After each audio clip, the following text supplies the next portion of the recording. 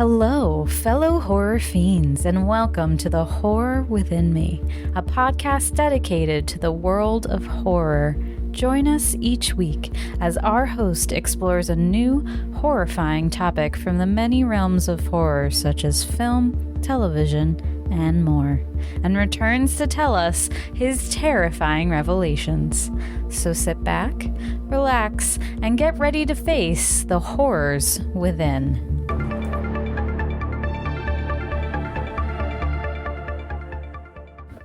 Hi everybody, welcome back to a brand new episode of The Horror Within Me. I am your host Eric, and it is time to spend another spooky Sunday together. Who's excited? If you're brand new here, welcome.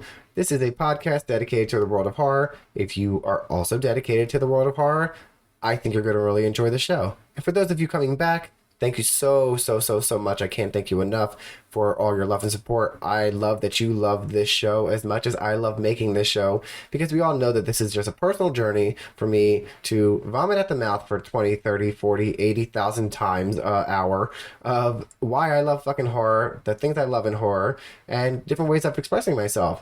We've done interviews, we've done reviews, we're doing just personal stories, so many different things, because the world of horror is vast and deep and never ending in so many ways to explore it. And I'm really having a lot of fun exploring the horror within me, and I hope I'm encouraging for you to find the horror within you. So, do you like that? Play on words, kids? But currently we are doing the September school specials.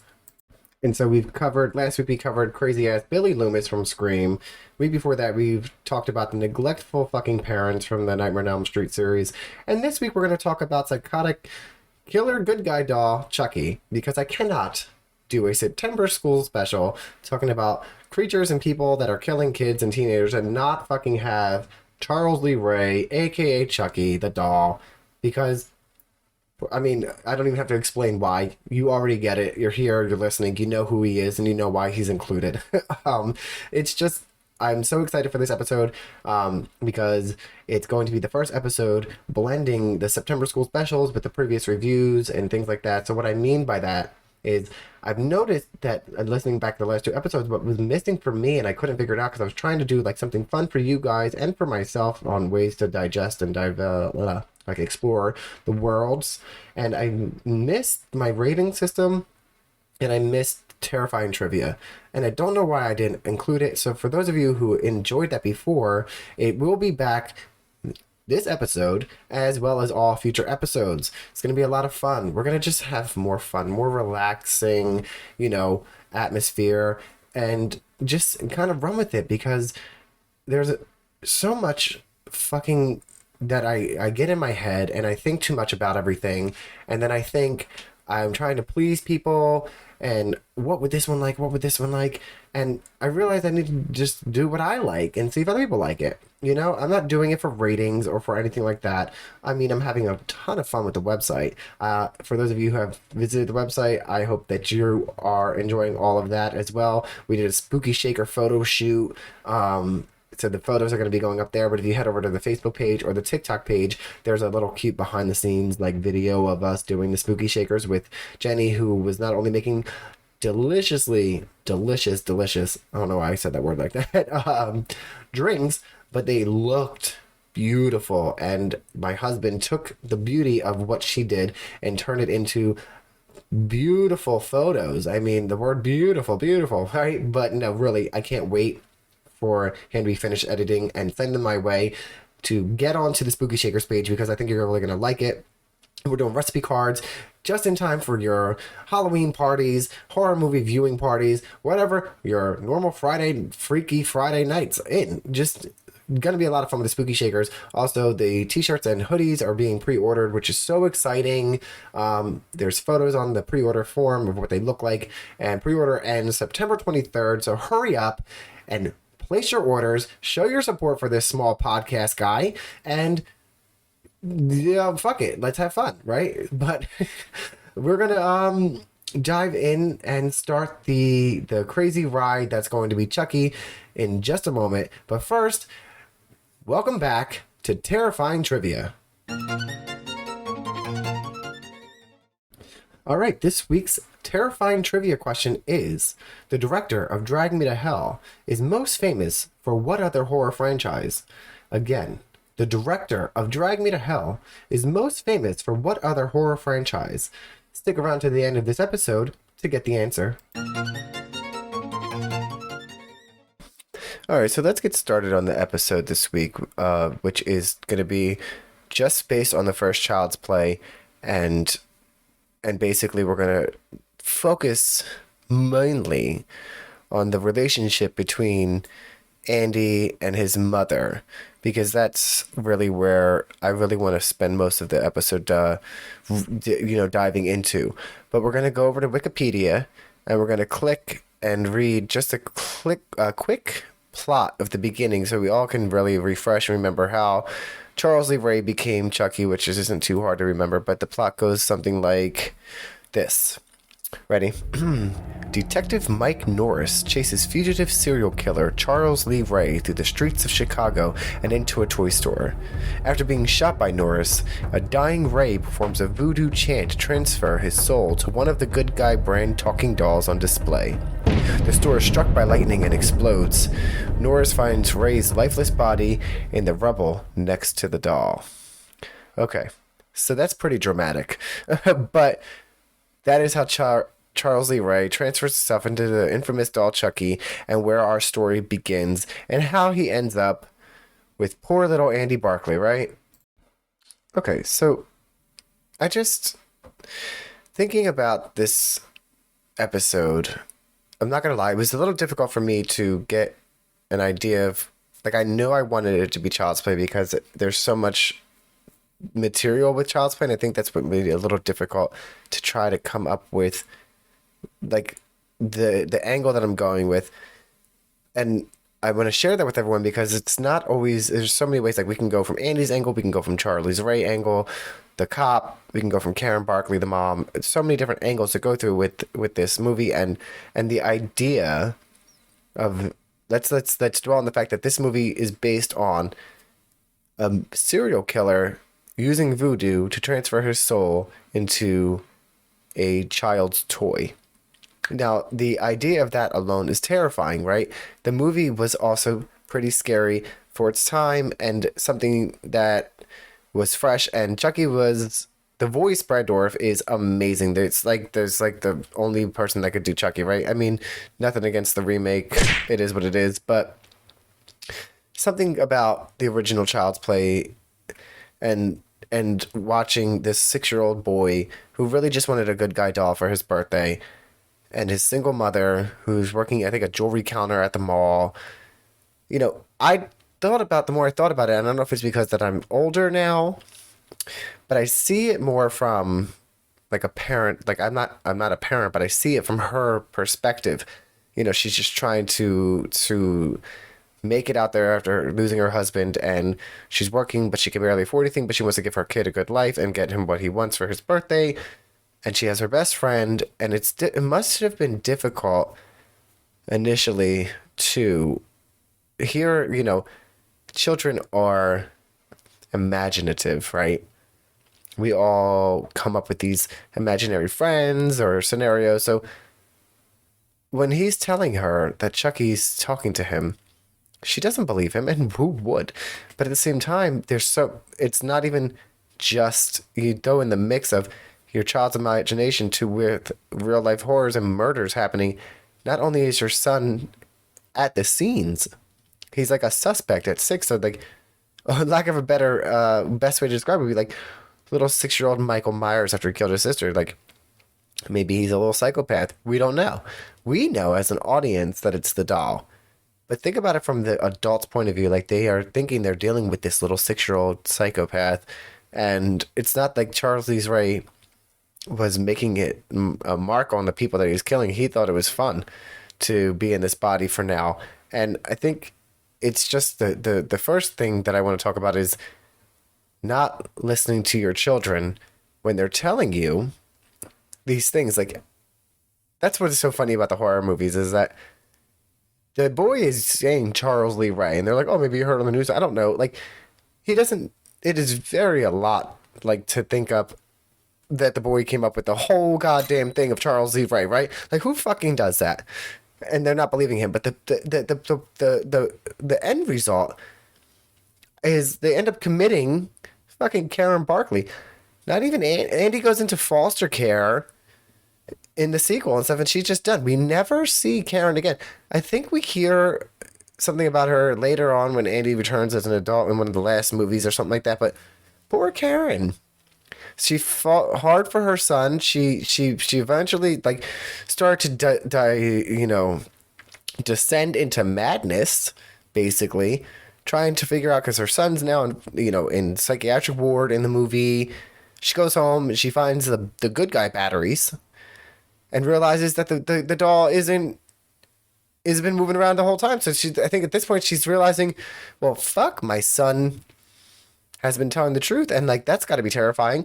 You think about these like haunted house shows. If anyone out there watches like the haunted house shows where it's like the kid said, "Oh, I'm just playing with my friend," or this happened, and nobody ever wants to believe the children, right? When it comes to ghosts or possessions or anything, nobody's listening to the kids. When the kids are the most honest fucking parts of humanity. Let's be honest.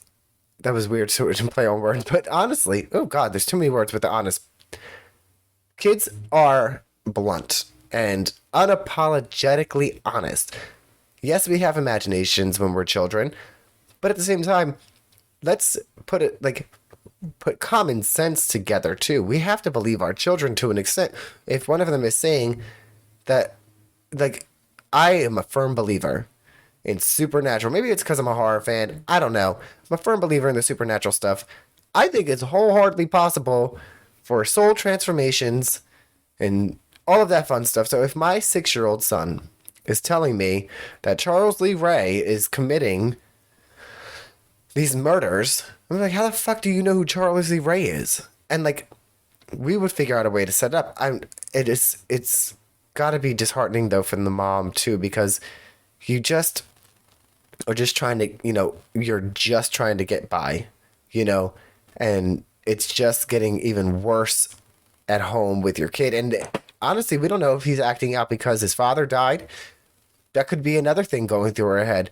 There's so many factors at play, and Chucky is fucking amazing in Brad Dourif, in the language, the scene when we go back to the scene where she finds the batteries, and she's like, "Talk to me, damn it, or I'm gonna throw you in the fire." And he just instantly changes and like, "You stupid bitch," and like attacks her. And the look of horror on her face, she did an amazing job, by the way. And every time I see her, I think of the fucking Seventh Heaven. Here we go. We got her from Seventh Heaven. We got Jessica Biel from Seventh Heaven. Do we have anyone else that was in Seventh Heaven in horror? Did everyone from WB end up in a horror film, or that was in a horror film end up on the WB? Somebody answer this question for me. I need to know. But I digress. Back to poor Miss Karen Barclay and the fate of Karen Barclay. We need a fucking prequel, sequel thingy. Like, that's what I want to do. Let's go back, all the way back to the beginning, because I want to know, poor Karen, I want to know what happened after the end of Child's Play. She got committed, but she was the only one that committed. What happened to fucking Norris and the partner? And Andy went to foster. Like, they didn't help that. Nobody helped her? What the fuck? Do you see what I mean? Women. The 3 men. We're fine. Nobody else got committed. We don't hear about anybody else. Andy's mom, they wrote her into a psychiatric hospital, and that's where they left her. And everyone else got to fucking live scot-free, right? And Andy got shipped to military school at some point. Like, come on. This doll has been trying to kill him, which, backstory again, just to ramble a little bit, the voodoo guy told him the only way, when he was becoming human, the only way to stop the process was to get his soul transferred into the body of the first person that ever saw him. But that quickly changed when he was trying to do it in part 3 with like other people. I don't know if there was like a glitch. I'm missing a lot. I'm really rambling and jumping down the huge Child's Play rabbit hole. But, and I apologize if I'm a little nasally. I think my allergies are bothering me a little bit. But stick with me. The moral of the story, right, of Child's Play, like, think of the name Child's Play. It's supposed to be scary. It's a play on words. And I don't know, for me, if there were a lot of movies back then that featured like actual children. Even the teenagers in movies back then were in their 20s. And this was a little boy who was actually a little boy, you know, even like the acting was amazing. You know, you got Gage in Pet Sematary, which was also super fucking terrifying, which we'll revisit in another episode. But the moral of the story is you have to be able to listen and dissect between imagination and stuff that is unexplainable. Like if you're, like I said before, if your kid is coming to you dropping full fucking horror, you know, not horror, full fucking serial killer names, telling you that your doll is telling him that he's the spirit of dead serial killer, I think that you should have either believed him, A, or two, taken him yourself to get evaluated, because that's unhealthy behavior. Your kid's fucking brand new birthday present, which we should have, you know, another title for Child's Play would have been really fucking cool if it was called like Happy Birthday Baby. You know what I mean? I don't, like, what was going on with the parents again? This is so fun to do the September school specials, because you really realize just how fucked up all of us back in the day are. This is what the problem is with the millennial generation. Parents that were the boomers. And that's what's wrong with the boomers. Don't come for me. Don't come for me. It is what it is. I only spit facts, people. Well, continuing on with Karen Barclay and looking at her fate that I found on like, the wiki page, backtracking a little bit again, is we know that she ended up in a psychiatric ward. We already know all this, but what really fucking pissed me off on this website was that they said that she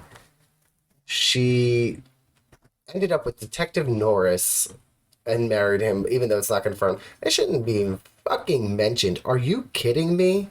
Seriously? Fuck that all the way with a dry fucking chapped one. Fuck that. That woman's been through fucking hell. That man knew about Chucky, and she should not be with him. Nobody helped her. Who knows how the fuck she is now? We don't know.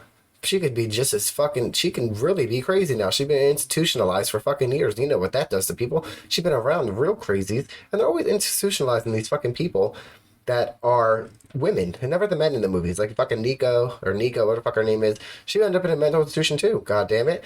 Whatever. Andy's running free, shooting fucking dolls in front of children on the show. But, like, if anyone has not seen this first season of Child's Play, hurry the fuck up, because season 2 comes out October 5th. And goddamn it, Andy, pick your fucking mom up a dozen goddamn roses or something, drop them off so we can just get a fucking sneak peek at Karen Barclay. And I hope to God not Detective Norris. I don't want to see him. I don't think they're going to do much. I don't know. They brought Kyle back. I want to see Karen. Is Karen a Karen? Stay tuned. But no. Child's Play is a lot of fun. Chucky is a lot of fun, but there's so many characters that they, you know, the focus is shifted to just the storyline of Chucky and Tiffany, and that's pretty much what, you know, fans have come to love, is just the doll aspect and the crazy mouth on him and all of that stuff. And don't get me wrong, I'm a huge fan too, but there's a lot more characters I wanted to flesh out more and get to know. They were sticking strong with the Andy story up until the first 3. It was, you know, him in military school, but I really think we should have been focusing on Miss Karen Barclay. I think we should have had more of Karen, and I think we should petition for more Karen Barclay.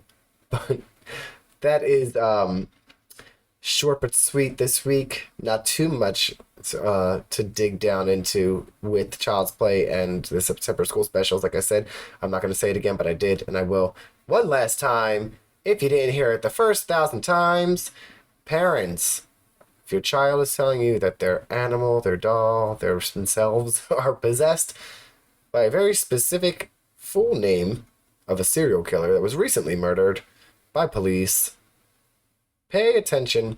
Get rid of the toy animal dog. Get rid of the child.